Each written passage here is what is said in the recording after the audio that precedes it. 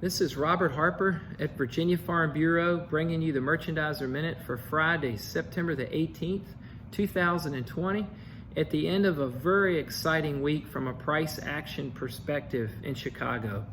We've got December corn closing up 10 cents this week to close at $3.78 a bushel. We saw our November soybean futures contract up 47 cents a bushel this week to close at $10.43. In July 2021, your next year's new crop wheat contract closed up 25 cents for the week at $5.82. It was a privilege and a pleasure this week working with each of you and seeing wish orders fill on basis contracts, seeing open orders fill on futures contracts. Just phenomenal and encouraging, and what a week of price action on the upside. We know that most of this is coming from Chinese demand. We had flash sales announcements every day this week from the USDA that showed large purchases, especially of soybeans, by China, and that really helped drive the market. The other thing that we're really seeing coming into this week with the managed money speculator being optimistic price, net long, all three commodities that we pay most attention to, corn, wheat, and beans.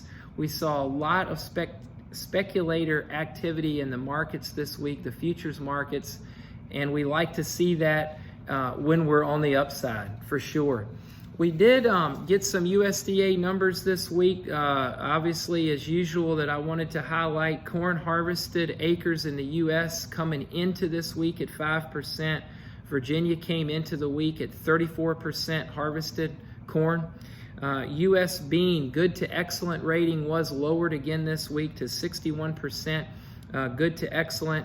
And then again, our export inspections, what was loaded out was very strong this week, and our export sales were very strong this week, with China at the top of the corn sale list as well as at the top of the soybean sale list. The Federal Open Market Committee met on Wednesday and indicated to anybody who was listening that they're going to keep interest rates low, near zero, for the next 2 years. And we also saw yesterday President Trump and Ag Secretary Sonny Perdue announce an expansion of Phase 2 of the Coronavirus Food Aid Assistance Program, totaling $13 billion going to U.S. farmers. And we saw the sign-up period set as September the 21st through December 11th for the second round of the Coronavirus Food Aid Assistance Program. So head to your USDA Service Center to get those details about that program. Next week, we're going to be paying close attention to flash sales announcements again from USDA. We've gotten very accustomed to seeing those every day. We're going to also be paying attention to South American weather. We talked about that last week.